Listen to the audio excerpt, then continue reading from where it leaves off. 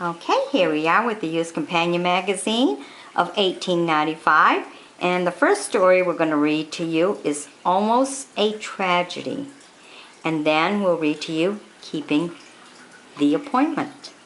So we'll have two stories in this video. Read to you by Jennifer. The Florida Times-Union reports a lively adventure which lately befell Mr. W.A. Gilbert. He was on a hunting and fishing cruise in Nassau Sound and one morning described an alligator which seemed to be in a doze with part of his head protruding from the water. It looked to be a monster, and Mr. Gilbert was at once seized with a desire to possess it. Crack went the gun, and the alligator leaped half out of the water. Then he churned it into a bloody foam, while the hunter poured 8 more bullets into him as rapidly as he could. Then the monstrous creature lay still. To all appearance he was dead. Mr. Gilbert took off his clothes and swam out to secure his game. He had just succeeded in getting a rope around the alligator's tail, when without an instant's warning the fellow wheeled about, his mouth wide open, ready to devour his persecutor. With great presence of mind, Mr. Gilbert dived. When he rose to the surface, the alligator saw him and again came for him. Again Mr. Gilbert dived. 3 times this trick was repeated, and finally the hunter got safely ashore. He had had enough of hunting and being hunted for one day. There. The hunter got hunted.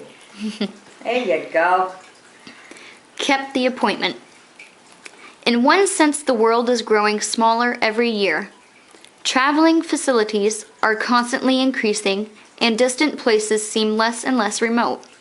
This reflection is induced by an incident reported in the New York Tribune. A man whose cheek was bronzed by exposure walked up to the desk of the Fifth Avenue Hotel the other day and asked the clerk if a certain Mr. So-and-so was in the house. Yes, said the clerk, he arrived this morning from Europe. The caller sent up his card, and in a few moments word came back that he was to go to the parlor. As he turned to go, he said, I haven't seen Mr. So-and-so for almost a year. I met him in Cairo, Egypt, about the 1st of last September. We were interested in a certain matter of business, and after talking it over, we made an appointment to meet here today at 3 o'clock for a further conference. It is now 5 minutes past 3. Okay. So in other words, he got there late. Yeah, I guess it's I don't know. He told him to go. He got the note to go into the parlor. So was he late or was he not late? Or the other guy was late? Well, the other guy is being late because he's sending him to the parlor. And it was 5 minutes after?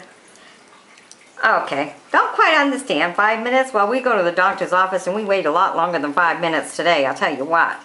So to write about being 5 minutes late in a magazine, I guess well, back then it was important. Yeah, I guess it's important. All right. Keep your appointments now. Bye-bye now.